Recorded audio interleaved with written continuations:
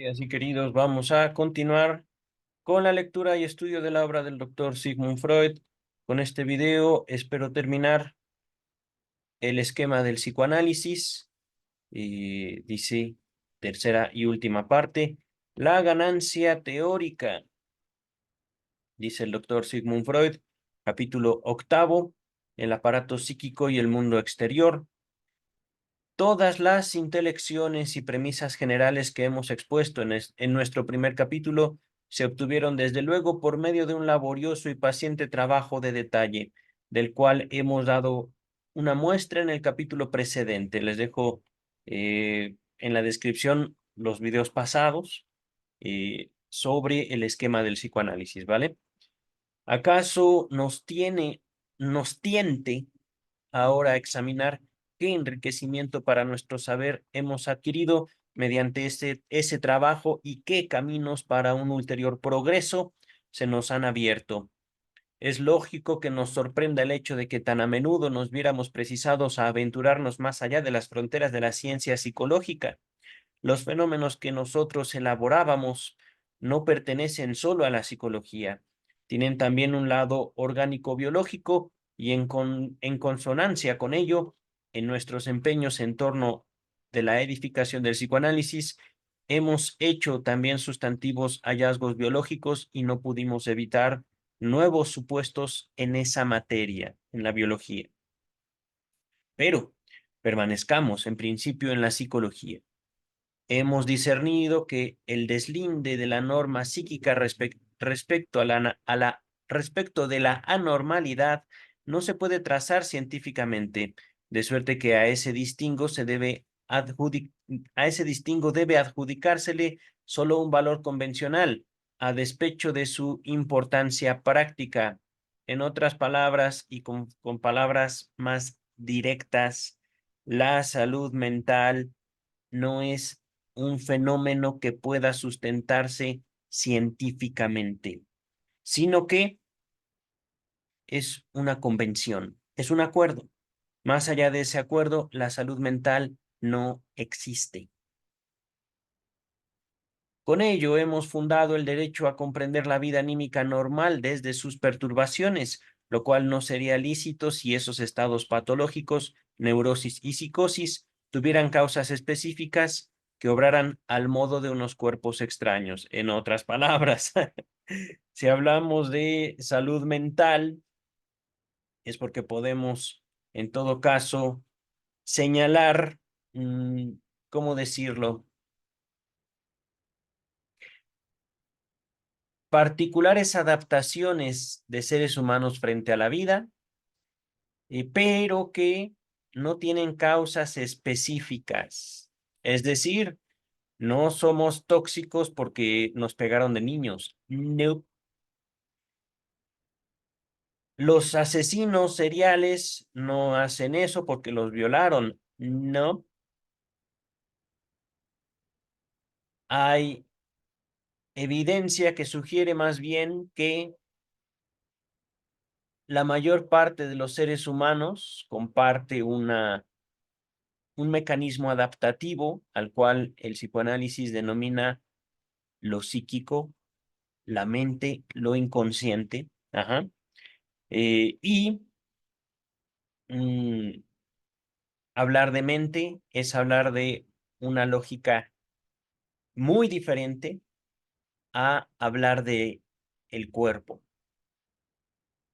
Más bien es justo lo que cada uno de nosotros hacemos con nuestro cuerpo.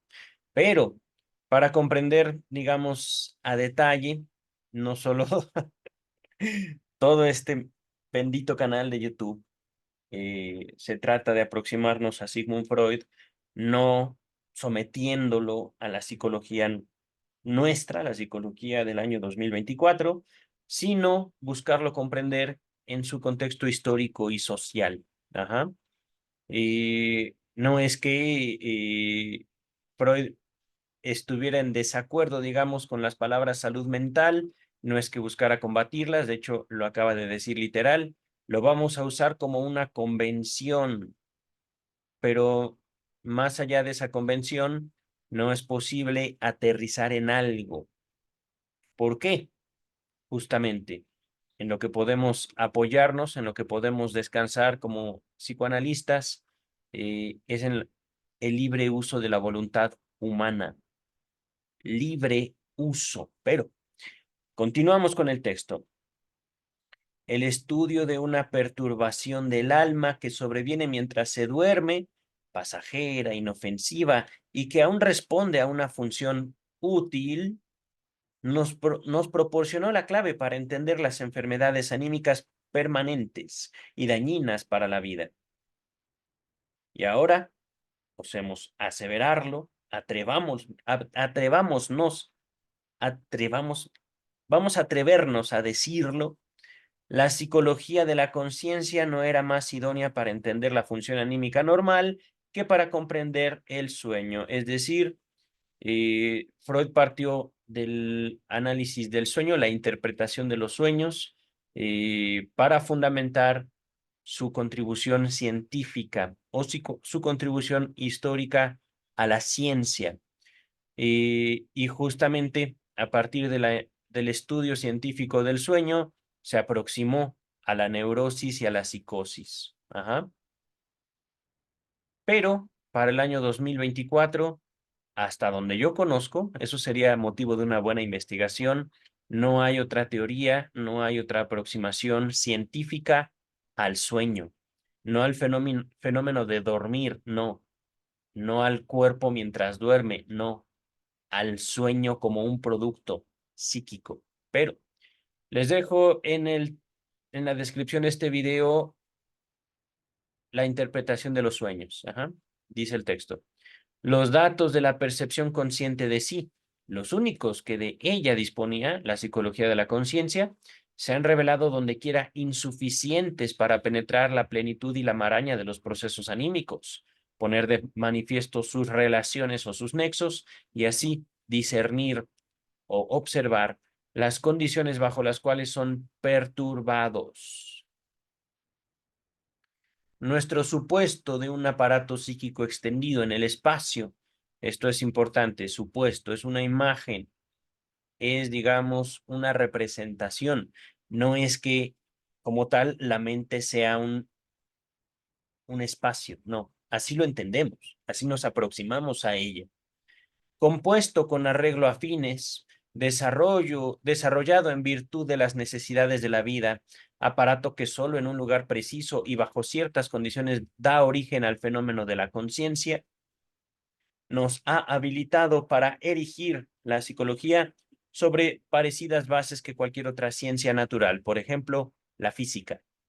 Aquí como allí, la tarea consiste en describir, tras las propiedades del objeto investigado que le son dadas directamente a nuestra percepción, las cualidades, otras que son independientes de la receptividad particular de nuestros órganos sensoriales y están más próximas al estado de cosas objetivo conjeturado.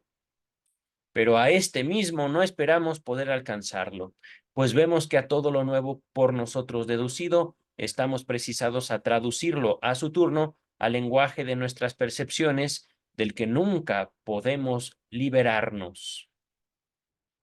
Ahora bien, me dejó pensando esto, pero voy a continuar. Ahora bien, estos son justamente la naturaleza y el carácter limitado de nuestra ciencia.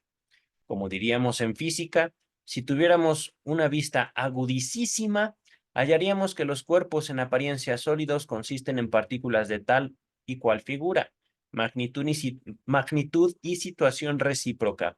Entre tanto, ensayamos acrecentar al máximo la capacidad de operación de nuestros órganos sensoriales mediante unos recursos auxiliares artificiales, tecnológicos.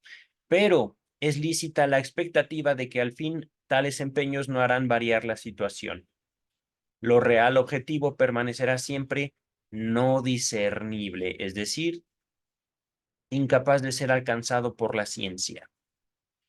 La ganancia que el trabajo científico produce respecto de nuestras percepciones sensoriales primarias consiste en la intelección de nexos y relaciones de dependencia que están presentes en el mundo exterior, que en el mundo interior de nuestro pensar pueden ser reproducidos o espejados, reflejados, de alguna manera confiable y cuya noticia nos habilita para comprender algo en el mundo exterior, preverlo y, si es posible, modificarlo. De manera, en un todo semejante, procedemos en el psicoanálisis.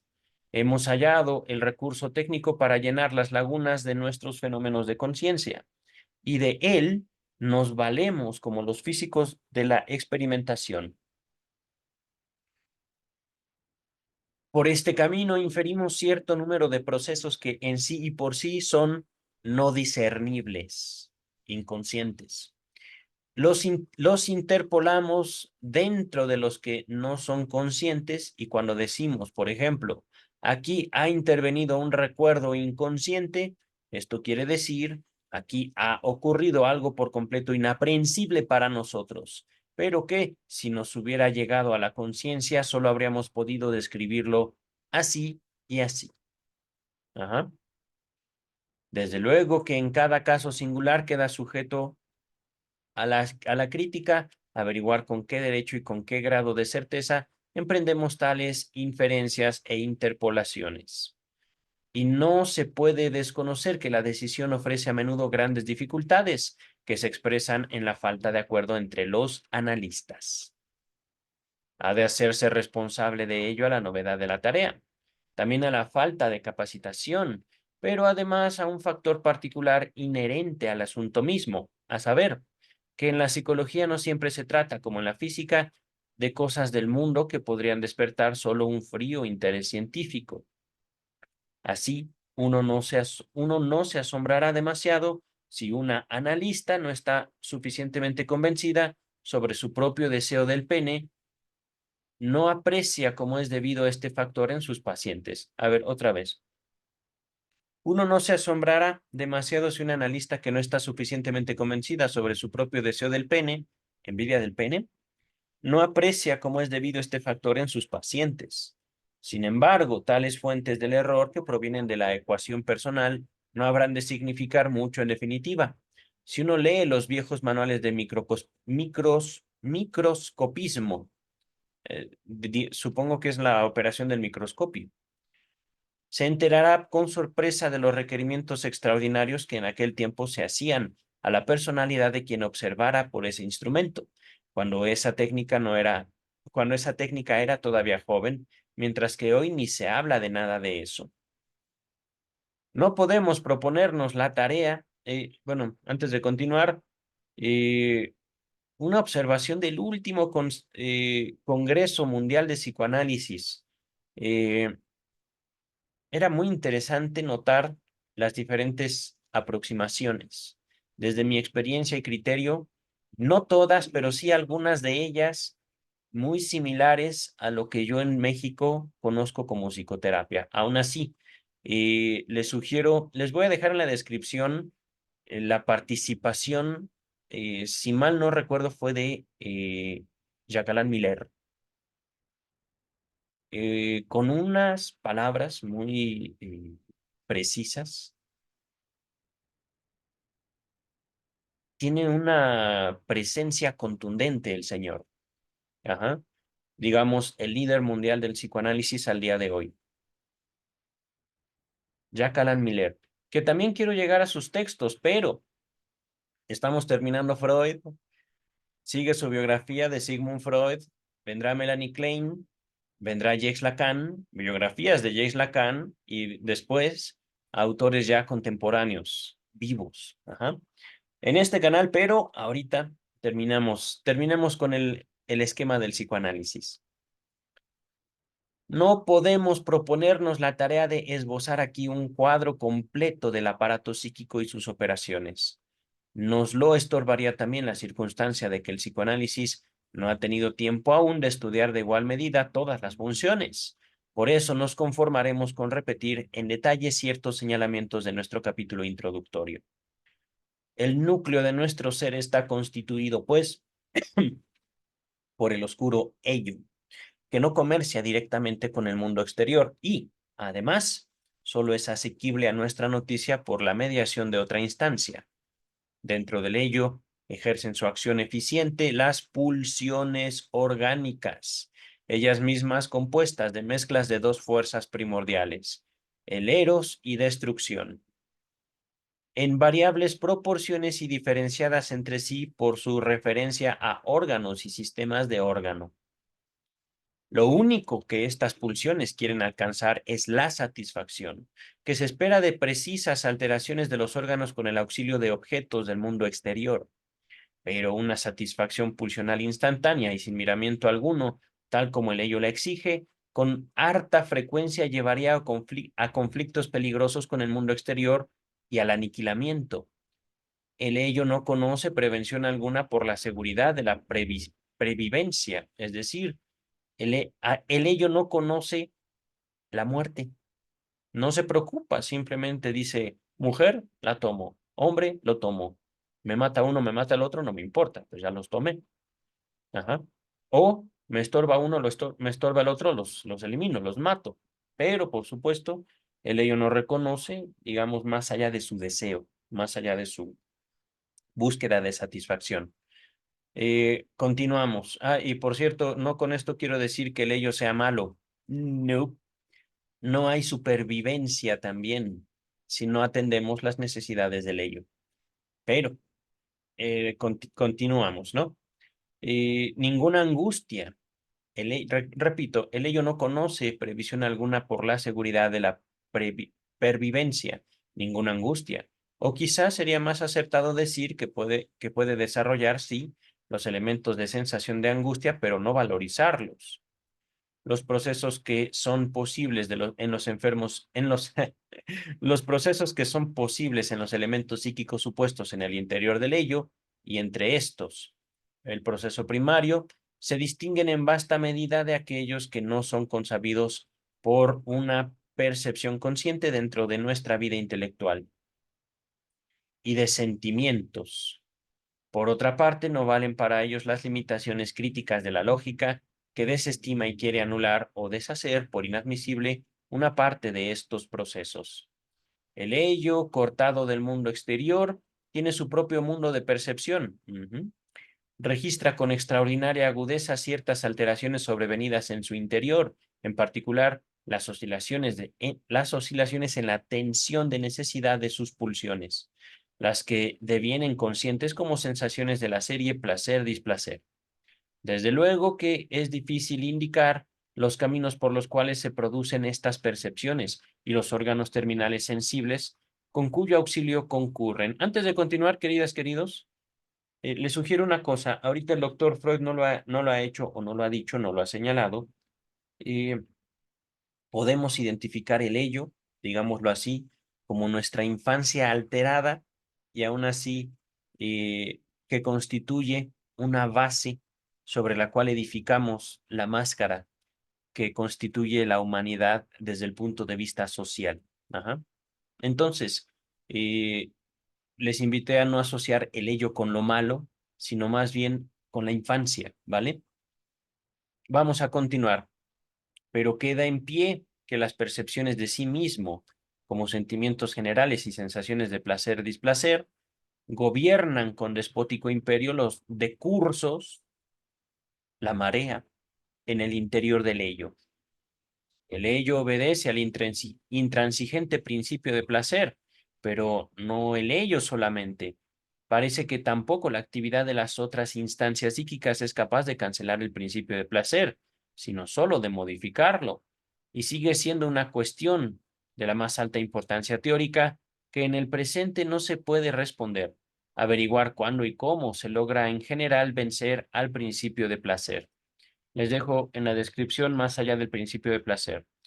Dice el texto, la reflexión que del principio del placer demanda, la reflexión de que el principio de placer demanda un rebajamiento, quizás en el fondo una extinción de las tensiones de necesidad o nirvana, lleva a unas vinculaciones no apreciadas todavía del principio del placer con las dos fuerzas primordiales, el eros y pulsión de muerte. ¿Por qué no habla de tánatos, querido doctor Freud? Tal vez serán los traductores, pero así es como, digamos, lo tradujeron de modo más directo. Ajá. Eros, pulsión de vida, y pulsión de muerte. ¿Mm?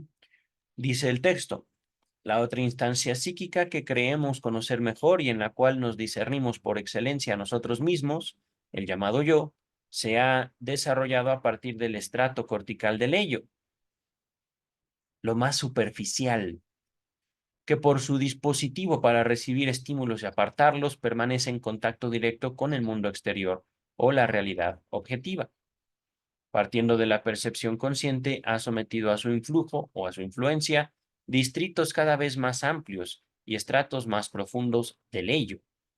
Y el vasallaje en que se mantiene respecto del mundo exterior muestra el sello imborrable de su origen, como si fuera un Made in Germany, como si, ajá, en mi caso sería como un Made in Mexico, ajá. Pero no nos digamos, apoyemos mucho en una concepción nacionalista, ajá. Eh, no solo alemana, mexicana, no es lo mismo en la Ciudad de México, no es lo mismo vivir en Chiapas, por ejemplo, que en Baja California, Sonora, Tijuana, que en la Ciudad de México, Jalisco, Guadalajara, etcétera, etcétera, etcétera. No es para nada lo mismo dentro de la Ciudad de México vivir en Iztapalapa, Benito Juárez, Xochimilco, Iztacalco, etcétera, etcétera, etcétera. Ajá. Y tampoco es lo mismo, aún dentro de mi misma comunidad, ser el hijo mayor, ser el hijo del medio, ser el hijo menor, ser hombre o mujer, etcétera, etcétera, etcétera. Dice el texto. Su operación psicológica consiste en elevar los decursos del ello, hablamos del yo, elevar los decursos del ello a un nivel dinámico más alto. Por ejemplo, mudar energía libremente móvil en energía ligada, encontrarle un objeto. ¿Cómo corresponde al estado preconsciente? Al menos hablar. Tengo ganas de tener una pareja, tengo ganas de comer una pizza, tengo que, bla, bla, bla, bla. Ajá, pero ahorita lo vamos a dejar así. Acuérdense, preconsciente. Ahorita Freud se aproxima de la segunda tópica a la primera, es decir, empezó hablando del ello, ya empezó a hablar del yo, pero en la interpretación de los sueños no hablaban del ello y del yo, empezó hablando de consciente, preconsciente e inconsciente. En esta fórmula, lo subconsciente, la sí, subconsciencia, se introdujo por algunos traductores a la obra de Freud, pero como tal, al menos en esta traducción que hemos abordado, Freud nunca habló de un subconsciente. Pero, dicho lo anterior, entonces hablamos del yo. Ajá. Y su operación constructiva en interpolar entre la exigencia pulsional y la acción satisfaciente la actividad del pensar, que trata de colegir el éxito de las empresas intentadas mediante unas acciones tentaleantes, tras orientarse en el presente y valorizar experiencias anteriores. De esta manera, el yo decide, miren, en otras palabras, el ello no aprende, el yo sí. Ajá. No es que el yo domine completamente al ello, no. Digamos que es como una presa, pero todo el potencial energético se halla en el ello, no en el yo, no en la conciencia. Ahora sí continuamos. De esta manera, el yo decide si el intento desembocará en la satisfacción o debe ser desplazado, o si la exigencia de la pulsión no tiene que ser sofocada por completo como peligrosa. Véase o entiéndase el principio de realidad. Ajá. Ahorita podría parecer un ejemplo muy estúpido, pero es cuestión de investigar, es cuestión de acercarse a la gente. ¿Por qué no te compras ese chocolate? Cuesta nada, lo puedes alcanzar, pero lloras antes de comprarte un chocolate. ¿Por qué te duele tanto una compra que no representa ningún gasto importante para ti? Ajá. Continúa el texto. Así como el ello se agota con exclusividad en la ganancia de placer, el yo está gobernado por el miramiento de la seguridad. Es decir, para el yo sí hay muerte. El yo se ha propuesto la tarea de la autoconservación que el ello parece desdeñar. Se vale de las sensaciones de angustia como de una señal que indica los peligros amenazadores para su integridad, puesto que unas huellas némicas pueden devenir conscientes lo mismo que unas percepciones, es decir, recuerdos para el yo. Tanto los recuerdos como las percepciones pueden aparecer, en particular por su asociación con restos del lenguaje. Surge aquí la posibilidad de una confusión que llevaría a equivocar la realidad objetiva. El yo se protege contra esa confusión mediante el dispositivo del examen de realidad, que puede estar ausente en el sueño en virtud de las condiciones del estado del dormir, es decir, sumergidos en nosotros mismos. El yo toma las huellas némicas, toma las percepciones recién adquiridas o adquiridas hace muchísimo tiempo, incluso desde la infancia, y ¡pum!, nos presenta un sueño conforme a un deseo. Pero véase la interpretación de los sueños. Capítulo 3. El sueño como cumplimiento de deseo. Lo nombro como la hipótesis fundacional del psicoanálisis. Pero continuamos.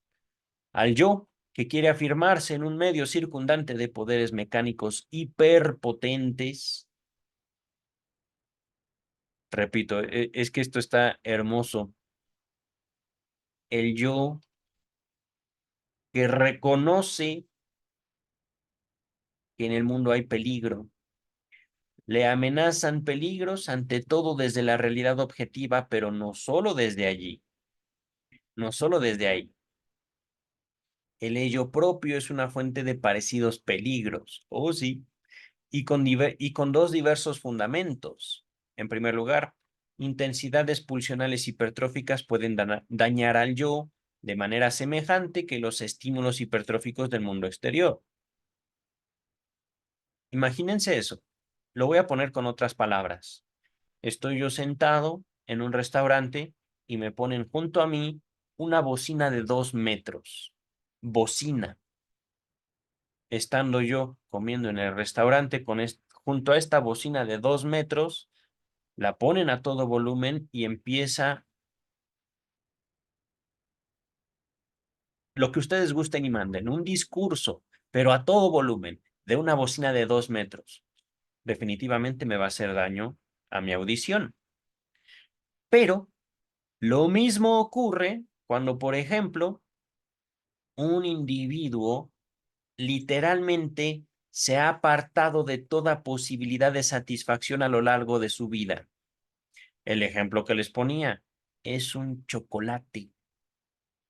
No estamos hablando de nada, nada, nada sexual. Pero para ese sujeto, el chocolate, y puede ser cualquier objeto, puede ser un abrazo, puede ser un beso, puede ser una mirada, no se lo permite él o ella. Hipertrófico. Ajá. El sentimiento es, para muchos seres humanos, su peor enemigo. Viven aislados de sí mismos y cualquier cosita que les represente para ellos esa bocina de 2 metros, que les he dicho, un beso, un abrazo, una mirada. Nada más, no hace falta nada más para que de repente esa bocina empiece con y les duele acá. El afecto, la falta de, o cambiándolo de destino, una represión por una violencia vivida desde muy pequeños. Cualquier muestra de agresión es fuertemente reprimida para ese niño o para esa niña. Y viven así, siempre sonriendo, siempre felices, siendo como esa horrible película de Pixar, Disney Pixar, Intensamente, Alegría, siempre, siempre, siempre alegría, ajenos a su propio coraje. La personificación de estos personajes. Ajá. Si bien en la película está representada de forma, eh, pues, muy alegre, muy divertida y esperanzadora, la realidad humana la puede superar por mucho. Entonces, gente positiva siempre, ¿qué hacen con su coraje? ¿Qué hacen con su odio? Y me he topado en la clínica gente que me dice literalmente, yo no odio, ¿ok? No lo voy a convencer de lo contrario, pero así viven ellos, ellas, hipertróficos, siempre felices o siempre miserables, siempre tristes, siempre enojados, dice el texto. Es verdad que no son capaces de aniquilarlo. A ver, retomemos un poquito. Intensidades pulsionales hipertróficas pueden dañar al yo. Es verdad que no son capaces de aniquilarlo. Me parece que se refiere al mundo exterior, pero sí de destruir la organización dinámica que le es propia, de mudar de nuevo al yo en una parte del ello. Ok, ok. Se está refiriendo al yo, a esa organización, digamos, pequeñita, el yo, pero también con una capacidad eh, destacable, la síntesis, el yo. Ahorita lo voy a nombrar así. Es decir, el yo tiene la capacidad de adaptarse, de reconstruirse, de renacer. El yo. Siempre y cuando también reconozca parte importante de su identidad en esos deseos que busca combatir, en esas impresiones que le dan aberración, justamente el motivo de esa aberración. Vamos ahorita a continuar, queridas, queridos, porque el texto no es largo, pero tampoco tengo todo el día.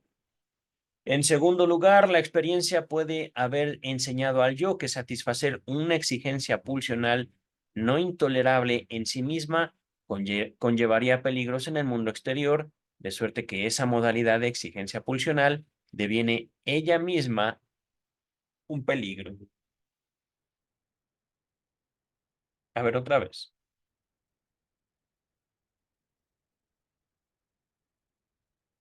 Satisfacer una exigencia conllevaría peligros en el mundo exterior. Entonces, la exigencia misma deviene un peligro. Ajá. Síntesis. Ahí no, es que no es, es el mejor ejemplo. Y yo no había pensado, no lo había leído anteriormente, esta parte del texto así. Tomamos un deseo, el deseo, el chocolate. Es un maldito chocolate, no soy alérgico. Pero puede ser que mi hermana me grite porque me era su chocolate. Bueno, me había invitado, pero en el momento no quise. Ajá. De modo que el chocolate representa en sí mismo un peligro, por ejemplo, ¿no? Así, el yo combate en dos frentes. Tiene que defender su exigencia, perdón, tiene que defender su existencia contra un mundo exterior que amenaza aniquilarlo, así como contra un mundo interior demasiado exigente. Y contra ambos aplica los mismos métodos defensivos, pero la defensa contra el enemigo interior es deficiente de una manera particular. Repito, la defensa contra el enemigo interior, el ello, es deficiente. A consecuencia de la originaria identidad y de la posterior íntima convivencia, es difícil escapar de los peligros interiores. Es que el yo quiere huir de sí mismo, de su base, de su suelo. Ellos perduran como unas amenazas, aunque temporariamente puedan ser sofrenados. Tenemos sabido que el yo endeble e inacabado de la primera infancia, recibe unos daños permanentes por los esfuerzos que se le imponen para defenderse de los peligros propios de este periodo de la vida. De los peligros con que amenaza el mundo exterior, el niño es protegido por la providencia de los progenitores. Expía o salva esta seguridad con la angustia ante la pérdida de amor,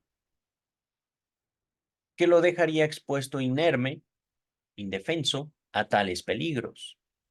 Este factor exterioriza su influjo decisivo sobre el desenlace del conflicto cuando el varoncito cae en la situación del complejo de Edipo, dentro de la cual se apodera de él la amenaza a su narcisismo por la castración, una amenaza reforzada desde el tiempo primordial. Antes de continuar, esto está un poco concentrado. Ajá. Le sugeriría introducción del narcisismo, pero también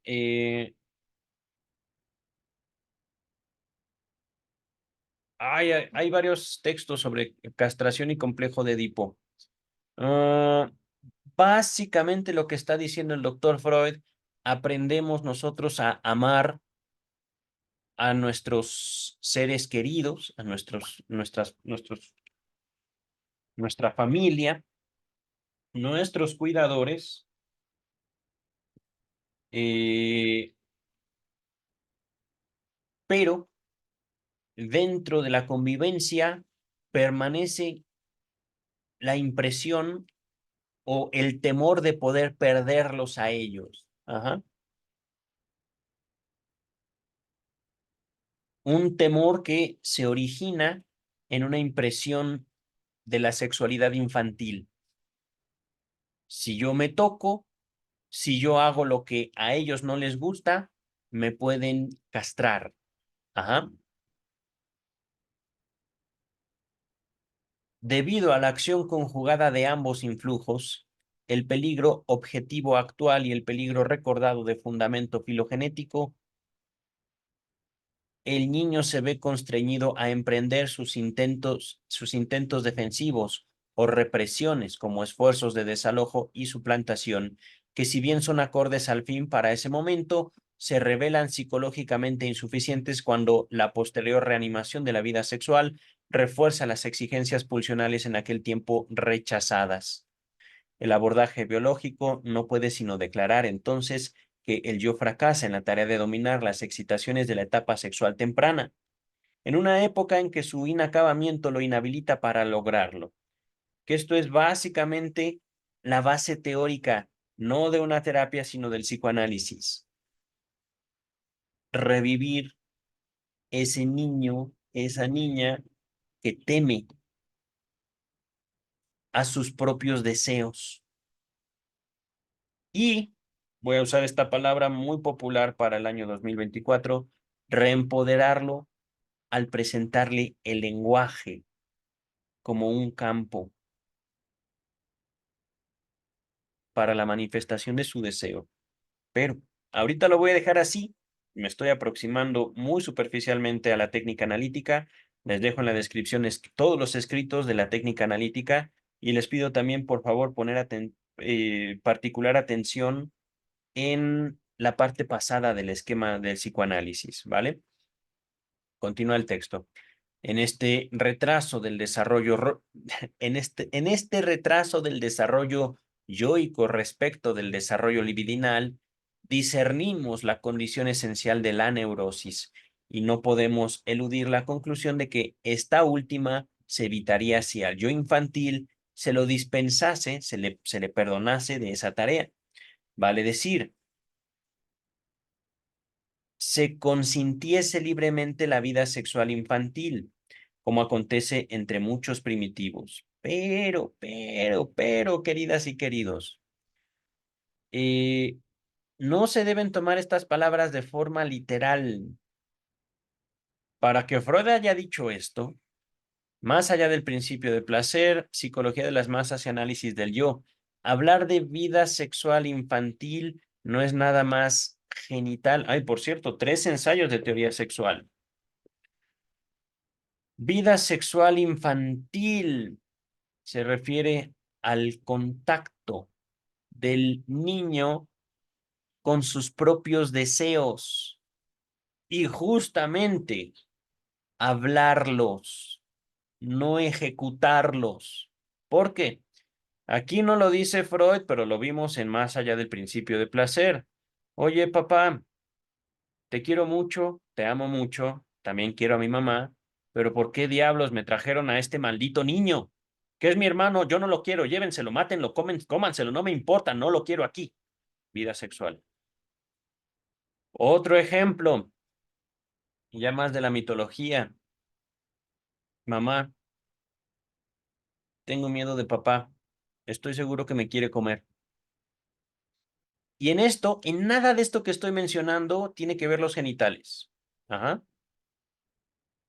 Por esto, básicamente, lo que dice el doctor Freud aquí, en estas palabras que estoy subrayando, no estoy tomándolas literalmente, sino ya con el contexto que hemos recorrido junto al doctor Freud. Permitir a los niños la felicidad, no cancelarles a ellos sus posibilidades de goce. Voy a mencionar un acto infantil, acto que no se aprende, sino que se adquiere naturalmente por autoexploración, la masturbación. Por supuesto que el texto no dice, dejemos que los niños se masturben donde sea. En fin, pues son niños, son libres y es natural, es un acto natural. Eso no es lo que dice el texto. Consentir libremente quiere decir no cazar a los niños, no cazar con Z, no perseguir a los niños. Ajá. Es más bien algo que tenemos que aprender de ellos, a ser felices. Ajá. Pero, regresando al texto, ya contextualizándolo, porque sí, doctor Freud, se hicieron muchos atropellos con sus palabras después de su muerte, dice el texto. Muy posiblemente la etiología de la contracción de neurosis sea más compleja de lo que hemos consignado aquí, pero al menos extrajimos una pieza esencial del anudamiento etiológico, es decir, del origen de la neurosis. No podemos olvidar tampoco los influjos o las influencias filogenéticas de la especie, que de algún modo están sustituidos o subrogados en el interior del ello, en unas formas todavía no asibles, no observables, no identificables para nosotros, y que sin duda serán más eficaces sobre el yo en aquella época temprana que luego, es decir, en la infancia. Serán más eficaces sobre el yo en la infancia. Ajá. Aquí el texto otra vez se vuelve un poquito oscuro, tótem y tabú, el malestar en la cultura, el porvenir de una ilusión, psicología de las masas y análisis del yo. Básicamente, tenemos una historia no solo como individuos, no solo como sociedades, sino como especie. Una historia que guarda sus secretos, pero al mismo tiempo que esos secretos básicamente nos cachetean diario, nos dicen, aquí estoy presente, no te olvides de mí, y que preferimos huir de esas evidencias, preferimos huir de esas influencias. La cultura no está ahí simplemente porque somos geniales, sino porque nos ha costado mucho trabajo sostener el valor del lazo social. Ahorita continuamos. Y por otro lado, vislumbramos la intelección de que un intento tan temprano, infantil, de indicar, ¿qué es eso? La pulsión sexual, no sé qué es indicar, pero ahorita lo buscamos. Una toma de partido tan decidida del yo joven en favor del mundo exterior por oposición al mundo interior, como la que se produce por la prohibición de la sexualidad infantil, no puede dejar de ejercer efectos sobre el posterior apronte del individuo para la cultura, el malestar en la cultura, pero ¿qué diablos es indicar? Indicar. No, no. Aquí está la definición de Alto, indicar. alto. Indicar significar algo con indicios y señales. No es indicar, es indicar.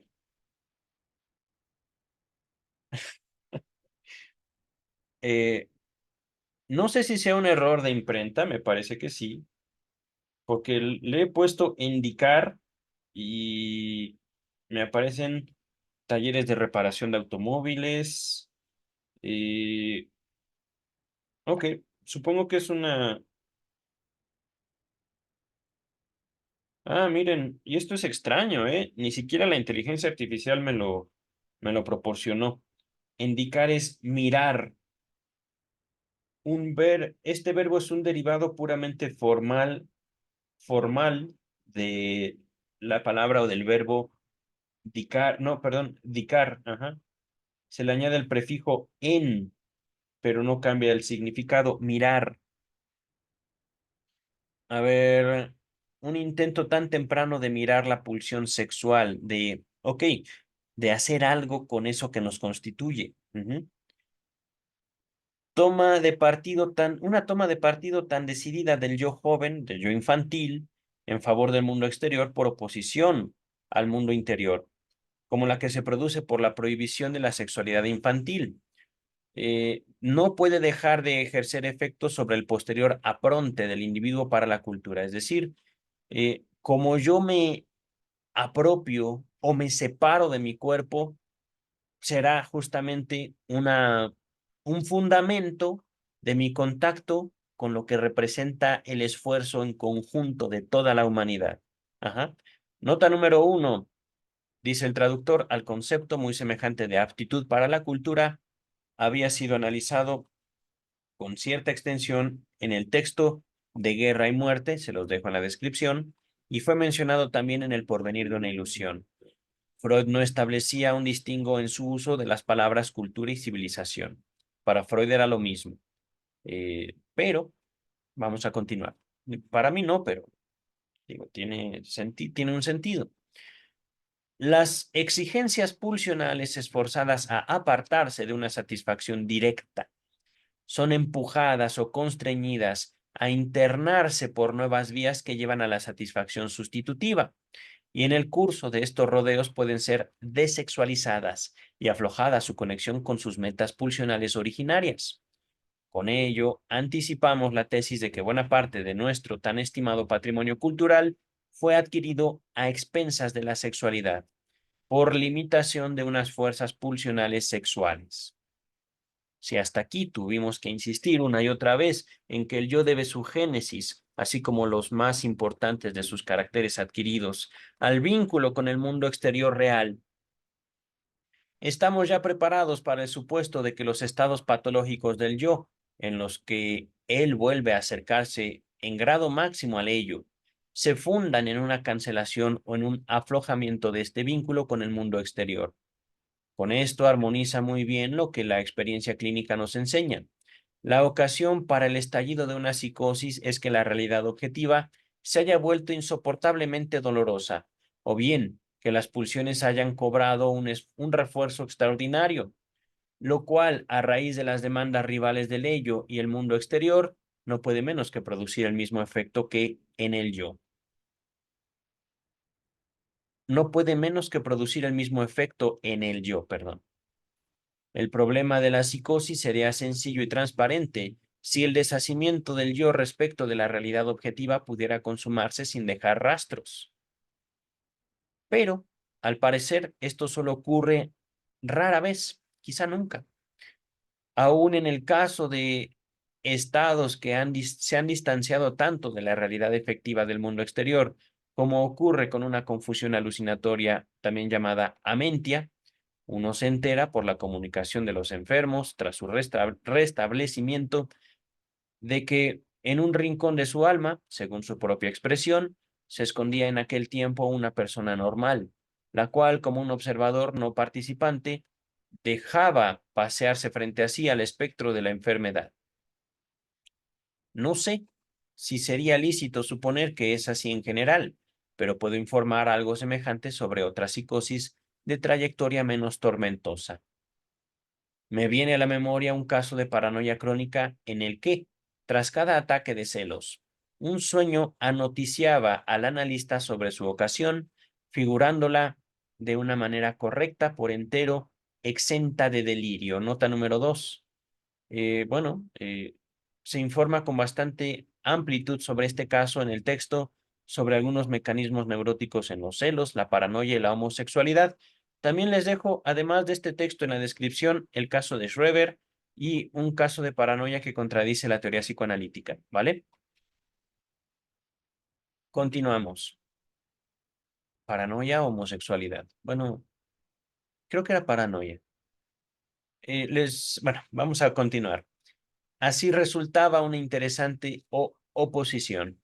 Si de ordinario colegimos, observamos, a partir de los sueños del neurótico, los celos ajenos a su vida de vigilia, aquí en el psicótico, el delirio que lo gobernaba durante el día era rectificado durante el sueño. Probablemente tengamos derecho a conjeturar con universal validez que lo sobrevenido en tales casos es una división o escisión psíquica. Se forman dos posturas psíquicas en vez de una postura única, la que toma en cuenta la realidad objetiva, la normal, y otra que bajo el influjo de lo pulsional deshace al yo de la realidad, separa al yo de la realidad. Las dos coexisten una junto a otra.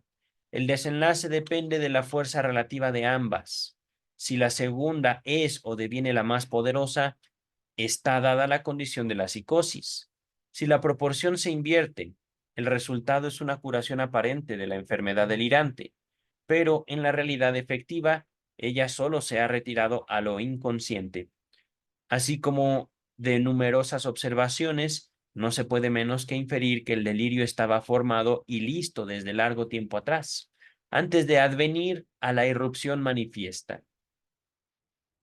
El punto de vista que postula en todas las psicosis una escisión del yo no tendría, no tendría títulos para reclamar tanta consideración si no demostrara su acierto en otros estados más semejantes a las neurosis y, en definitiva, en estas mismas. Me he convencido de ello sobre todo en casos de fetichismo. Esta normalidad, que es lícito incluir entre las perversiones, tiene su fundamento, como es notorio, en que el paciente masculino casi siempre no reconoce la falta de pene de la mujer, que, como prueba de la posibilidad de su propia castración, le resulta en extremo indeseada. Fíjense, esto es típico en Freud. Está hablando, y aquí mezcla tanto realidad objetiva como realidad psíquica de los pacientes. Sus pacientes no estaban como tal físicamente castrados, pero depositaban en una idea o en una figura femenina poder, poder que no necesariamente ellas tendrían. Ajá. Hablar de castración aquí, nuevamente, no es literal, podemos decir es simbólica, es sí, simbólica, creo que es la palabra adecuada. Y al mismo tiempo, a partir de esta palabra, Freud se aproxima a la diferencia o a la construcción de la diferencia entre los sexos, a la diferencia psíquica también entre los sexos. Les dejo en la descripción sobre la... No. Algunas consecuencias psíquicas de la diferencia anatómica entre los sexos, también el texto sobre la feminidad y... Ay, se me olvidó el otro. Hay otro texto sobre diferencia de los sexos. Ajá. Se los dejaré en la descripción los tres. Por eso, desmiente, es decir, cancela la percepción sensorial genuina que le ha mostrado la falta de pene en los genitales femeninos y atiende a la convicción contraria. Podemos decir, si el paciente, digamos, es psicótico, va a haber un pene donde no lo hay. Si el paciente es neurótico, va a sustituir ese pene por algo. Estamos hablando de fetichismo. Y recordamos otro texto de Freud llamado Fetichismo, que tenía este caso, este ejemplo, que en realidad es hermoso para que veamos cómo ciertos hombres se aproximan a la castración. El ejemplo era este. Yo me enamoré de mi esposa por cómo le brillaba la nariz. Y es ese brillo de la nariz de ella lo que me vuelve loco por ella, por lo cual la amo. Ajá. Estamos hablando de un brillo, un particular brillo de la nariz. El sustituto del pene en la mujer de aquel ejemplo, ajá, de aquel fetichista. Ajá. Ahorita no me voy a detener mucho en el texto porque vamos como a la mitad. Ujú. Pero la percepción desmentida no ha dejado de ejercer influjo, pues él no tiene la osadía de aseverar que vio efectivamente un pene. Antes bien, recurre a algo otro, una parte del cuerpo o una cosa, y le confiere el papel del pene que no quiere echar de menos, que no quiere extrañar, que no quiere que le falte a ella. Las más de las veces es algo que en efecto ha visto en aquel momento, cuando vio los genitales femeninos, o algo que se presta como sustituto simbólico del pene. Ahora bien, sería desacertado llamar escisión del yo a lo que sobreviene a raíz de la formación del fetiche. Es una formación de compromiso el fetiche, con ayuda de un desplazamiento o descentramiento, según se nos ha vuelto notorio por el sueño. Y nuestras observaciones nos muestran algo más todavía. La creación del fetiche ha obedecido al propósito de destruir la prueba de la posibilidad de la castración. Es decir, como ella tiene, yo también tengo. Y como ella tiene, yo no puedo perder lo que tengo. Ajá. De suerte que uno pudiera escapar a la angustia de castración. Ajá. Si la mujer posee un pene como otros seres vivos, no hace falta que uno tiemble por la posesión permanente del pene propio. Tiemble. Entiendo que es por temor, ajá, que uno tenga miedo. Ujú. Sin embargo, encontramos fetichistas que han desarrollado la misma angustia de castración que los no fetichistas y reaccionaron frente a ella de igual manera. Por tanto, en su comportamiento se expresan al mismo tiempo dos premisas contrapuestas. Por un lado, desmienten el hecho de su percepción, es decir, no, yo no vi eso, no, yo no lo vi, a saber que los genitales femeninos no han visto pene alguno. Por el otro lado, reconocen la falta de pene de la mujer y de ahí extraen sus conclusiones, de ahí extraen las conclusiones correctas. Las dos actitudes subsisten una junto a la otra durante toda la vida sin influirse recíprocamente. Es lo que tiene derecho a llamar es lo que se tiene derecho a llamar una separación o una escisión del yo. Es decir, no lo vi, pero sí lo vi. Esta es la lógica de lo anímico inconsciente. Esto es, digamos, la lógica propuesta por el psicoanálisis. Un yo escindido, un yo dividido.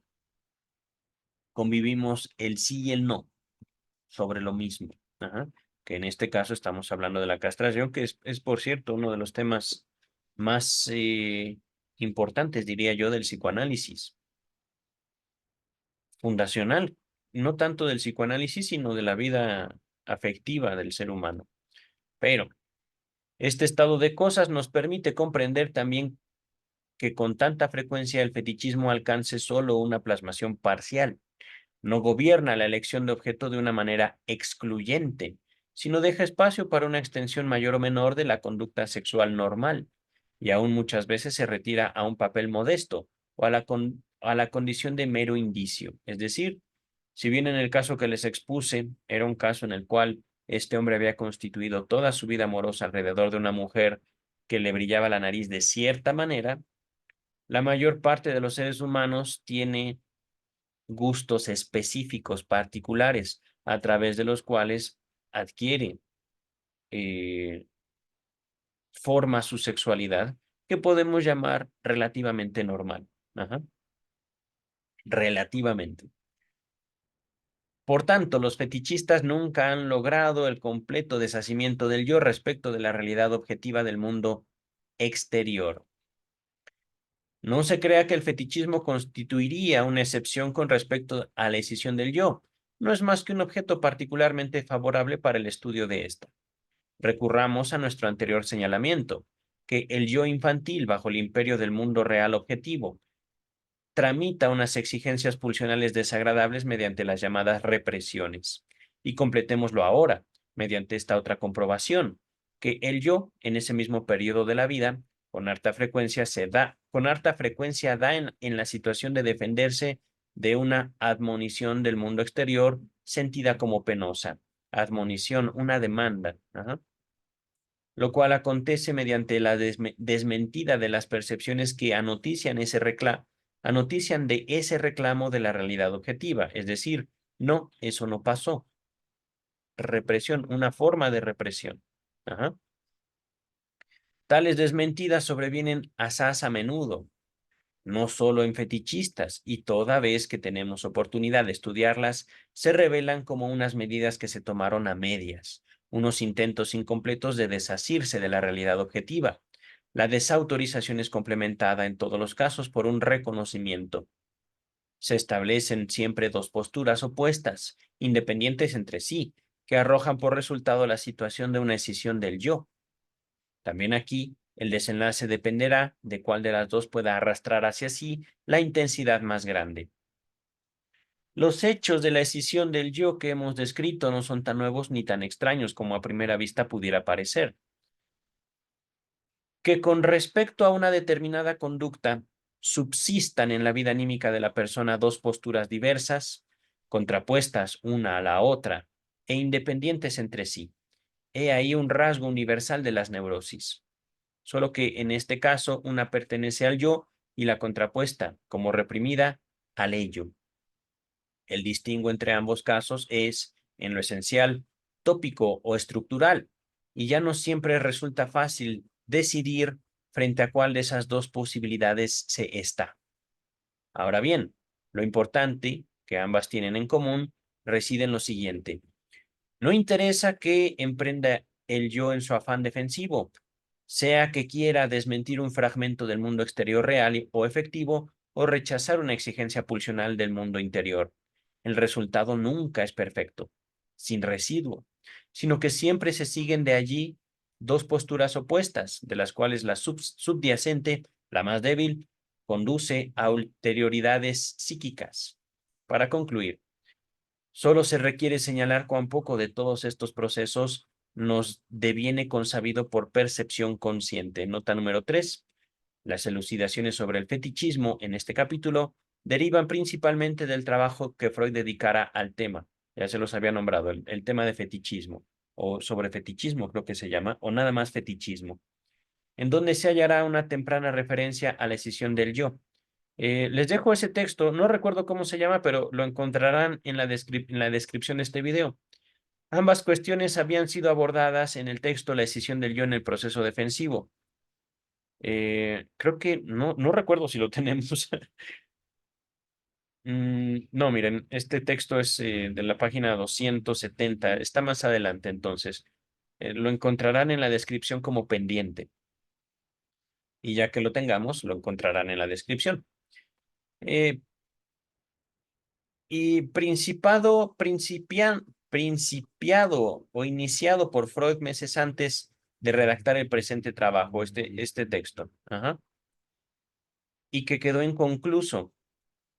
Consúltese también mi nota introductoria. Chicas, chicos, voy a acabar de una vez. Este texto son 3 páginas, no, 2 páginas.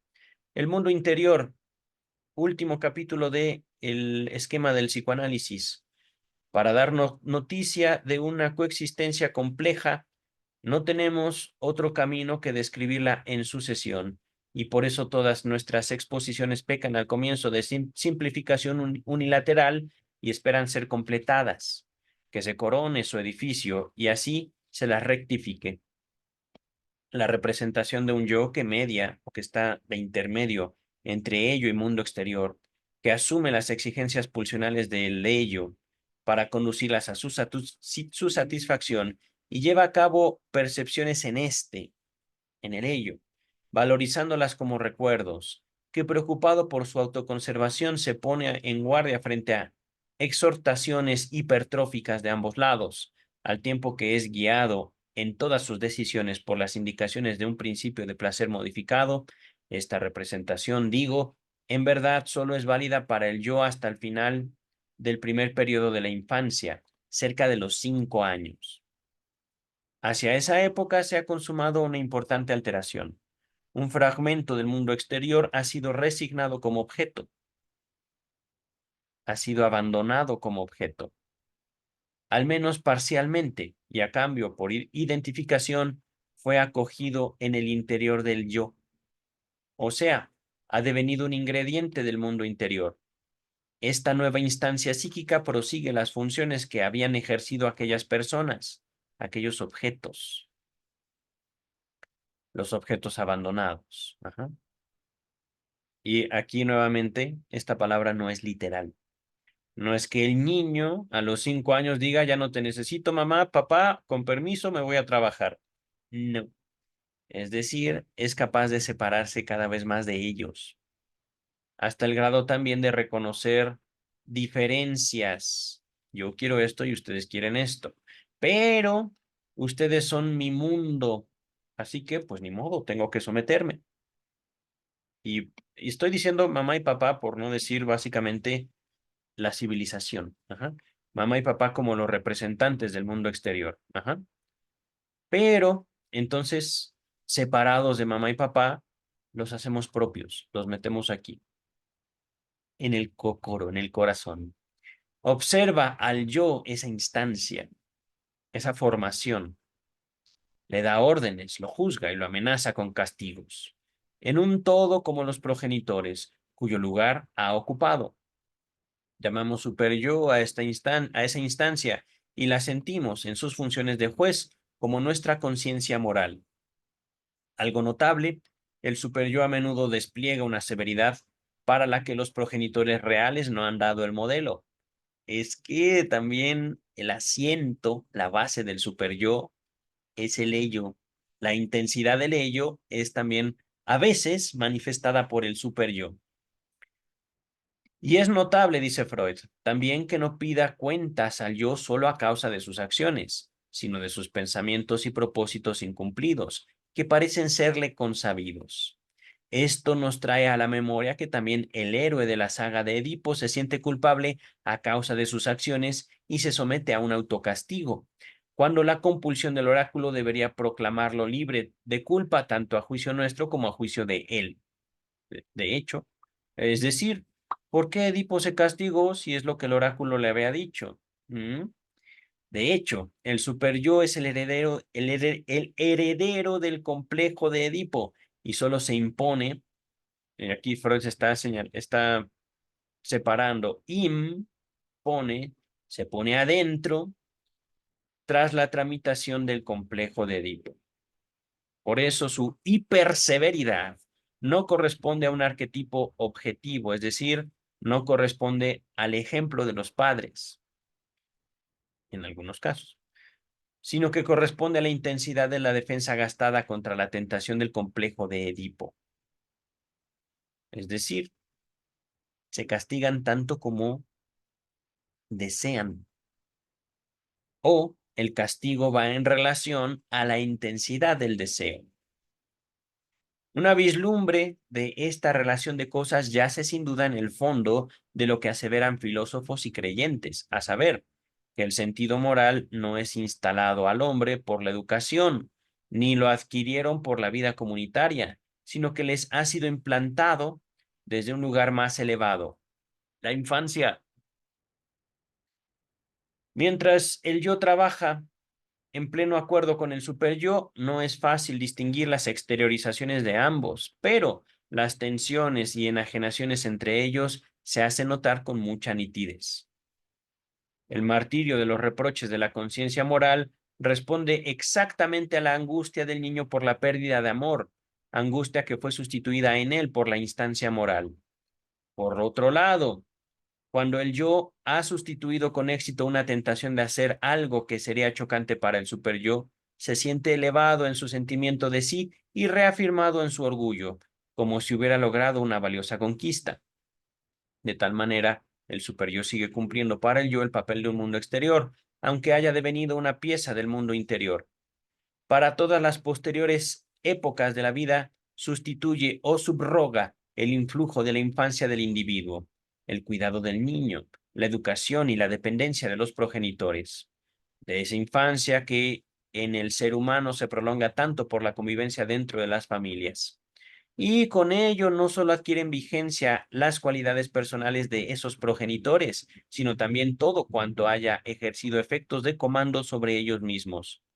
Las inclinaciones y requerimientos del estado social en que viven, las disposiciones y tradiciones de la raza de la cual descienden.